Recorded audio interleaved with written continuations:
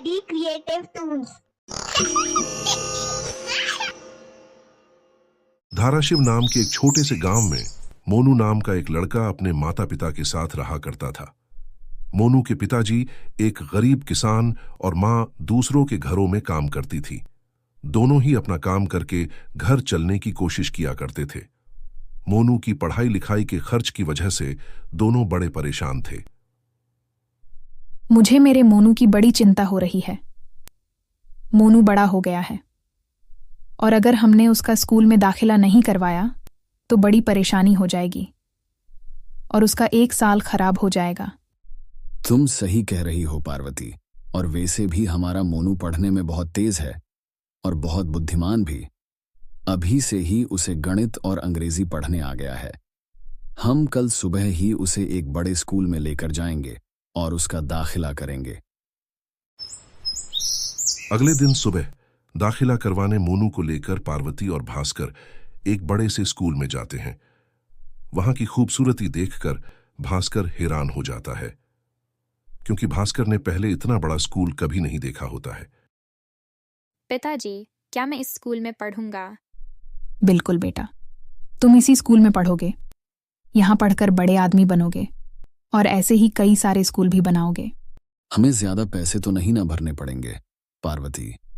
अरे आप चलिए ना, वहां चलकर देखें तो सही। वो जैसे ही स्कूल के अंदर जाने लगते हैं तभी वहां स्कूल का चौकीदार आ जाता है और कहता है, अरे कौन हो तुम लोग और कहां चल दिए बिना किसी अनुमति के? वो दरअसल मैं अपने बच्चे का इस विद्यालय में दाखिला करवाने आया हूं। अरे भाई, लगता है तुम अपनी औकात भूल रहे हो। यहां बस अमीरों के बेटे आते हैं और तुम्हें देखकर लग रहा है कि तुम कहीं कचरा साफ करते हो। ये आप कैसी बातें कर रहे हैं? मेरा बच्चा पढ़ने में बहुत होशियार है। कृपया करके हमें अंदर जाने दीजिए। हमारा अपमान मत करिए। मैंने कह दिया ना, चले जाओ यहां से, वरना मुझे अपने हाथों का इस्तेमाल करना पड़ेगा।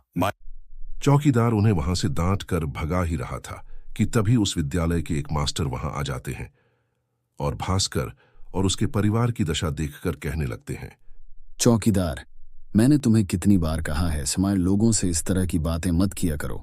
चलो जाओ और अपना काम करो, मैं देख लूंगा। आप सब मेरे साथ प्रिंसिपल के ऑफिस में चलिए। और सब मिलकर मुख्याध्यापक के ऑफिस में चले जाते हैं। जी मैम, वो ये हमारे विद्यालय में अपने बच्चे का दाखिला करवाने आए हैं, इसलिए मैं इन्हें अंदर ले आया और बच्चा बड़ा होशियार और काबिल है। क्या बात है, आपको हमारे स्कूल का नाम पता है। ये छत्रपति शिवाजी महाराज स्कूल है। यह बहुत बड़ा कॉन्वेंट स्कूल है। अंग्रेजों के तौर तरीके सिखाते हैं हम यहाँ पर, ताकि बच्चों में अनुशासन रहे। हम भी अपने बच्चे के अंदर यही सारे गुण चाहते हैं और इसीलिए हम उसे यहां लेके आए हैं और जितना चाहे उतना पैसा देने को तैयार है। आप बस मेरे बच्चे का दाखिला करवा दीजिए। भास्कर के इतने कहने से प्रिंसिपल और उस मास्टर की आंखें लालच से चमक जाती है। तब मास्टर ने प्रिंसिपल मैडम के कान में चुपके से कहा, चुप। ये गरीब भले हैं, लेकिन इनकी लाचारी का हम पूरा फायदा उठा सकते हैं। अपने बच्चे को पढ़ाने के लिए ये पूरे पैसे दे देंगे। अगर आप कहें तो इसे 2 गुना ज्यादा पैसे ले लूं। ये भी कोई पूछने की बात है? उनके यहाँ से पैसे आएंगे तभी तो हमारे बच्चे और परिवार खुशी से रहेंगे। जितना लूट सकते हो उतना लूट लो मास्टर जी। हमारे विद्यालय में 25,000 में दाखिला होता है। हम इन्हें 50,000 कहेंगे। आप भी हां कह देना। भास्कर, तुम 50,000 लाकर दे दो और अपने बच्चे का विद्यालय में प्रवेश करवा लो। मास्टर जी, इतने पैसे मैं एक साथ कहां से लाऊंगा? मुझे थोड़ा समय दे दीजिए, मैं आपको सारे पैसे दे दूंगा। बस मेरे मोनू का दाखिला करवा दीजिए। क्या? देखो भास्कर, अगर आपके बच्चे के भविष्य की सुरक्षा चाहते हो तो पैसे भरो और दाखिला लो, वरना हमारा समय बर्बाद मत करो। जब पैसे हो जाए तब आना। भास्कर, पार्वती और मोनू वहां से निराश होकर घर चले जाते हैं। पिताजी, मेरे उम्र के सारे बच्चे अच्छे अच्छे टिफिन लेकर स्कूल जाने लगे हैं। मैं कब जाऊंगा? सुनिए ना, क्या हम सरपंच जी की मदद लें? गांव में सबसे पुराने और पढ़े लिखे वही हैं। वह हमारी मदद जरूर करेंगे। फिर दूसरे ही दिन वह सरपंच जी के पास जाते हैं और उन्हें सारी समस्या के बारे में बताते हैं। तब सरपंच जी कहते हैं, तुम अपने बच्चे को हमारे गांव के विद्यालय में क्यों नहीं डालते? हमारे गांव में विद्यालय है कहां?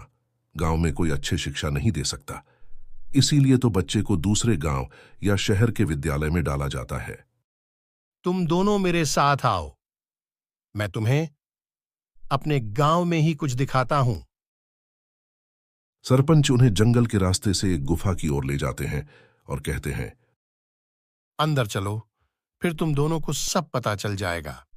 जैसे ही पार्वती और भास्कर गुफा में जाते हैं, कोई और ही दुनिया में पहुंच जाते हैं और उनके सामने एक बड़ी सी पाठशाला होती है जो आधी सोने की और आधी चांदी की बनी होती है।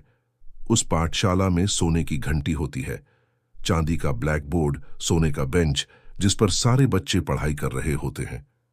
ये सारी चीजें देखकर पार्वती और भास्कर चौंक जाते हैं और सरपंच जी से पूछते हैं, ये सब कैसे हो सकता है? हमारे गांव में सोने की पाठशाला कैसे हो सकती है? और यह गुप्त क्यों है? तब जाकर सरपंच जी उन्हें सब बताते हैं। अंग्रेजों के डर की वजह से ये स्कूल हमारे पूर्वजों ने यहां बनवाया था ताकि हमारी संस्कृति और विचार ना बदले। मेरे पिताजी इस विद्यालय के अध्यापक थे। एक दिन उन्हें अंग्रेजों ने पकड़ लिया। तुम दो कौड़ी के लोग हमारे जैसे स्कूल खोल रहे हो, तुम्हें तो मैं छोड़ूंगा नहीं। लेकिन हमने तुम्हारा क्या बिगाड़ा है? अपने बच्चों को पढ़ाकर हमसे आगे बढ़ाना चाहते हो, यह मैं हरगिज नहीं होने दूंगा। तुम हमसे चाहते क्या हो? हम क्या करें? पूरे धाराशिव गांव में जितना सोना है तुम हमें ला कर दो और अपनी यह स्कूल बंद करके यहां से चले जाओ। सारे सोनी को लेकर उसे जंगल के गुफा में छुपा दूंगा और अपनी अलग दुनिया बनाऊंगा। उस वक्त से लेकर अब तक हम धाराशिव गांव वाले इस सोने के स्कूल को खुफिया तरीके से चला रहे हैं। असली बात यह है कि आप मेरे बच्चे को भी सोने के स्कूल में दाखिला देंगे। मेरे बच्चे को शिक्षा की बहुत जरूरत है। मैं तुम्हारे बेटे को इस विद्यालय में तभी लूंगा जब तुम शहर के विद्यालय की पोल खोलोगे। उन लोगों ने हमारे गांव के कई सारे लोगों को ठगा है, उन्हें तुम्हें पकड़वाना होगा। हम बिल्कुल ऐसा ही करेंगे, उन्हें सजा दिलवा कर रहेंगे। इसके लिए हमें एक सबूत देना होगा। जितने पैसे उन्होंने मांगे हैं भास्कर, उतने पैसे मुझसे लेकर जाओ। मैं पीछे से पुलिस को बता दूंगा, तब हम उन्हें रंगे हाथ पकड़ लेंगे। अगले ही दिन पार्वती और भास्कर ने ऐसा ही किया। वो पैसे लेकर उस महंगे विद्यालय में चले गए।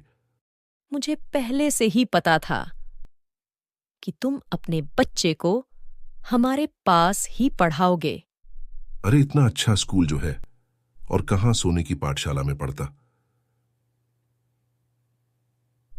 जैसे ही भास्कर ने पैसे प्रिंसिपल को दिए, उस कमरे में पुलिस वाले घुस गए और उन्हें रंगे हाथों पकड़ लिया। तुम्हें हम हवालात में अच्छी शिक्षा देंगे। प्रिंसिपल और मास्टर दोनों रंगे हाथ पकड़े गए और इसी तरह मोनू सोने की पाठशाला में अपनी शिक्षा पूरी करने लगा।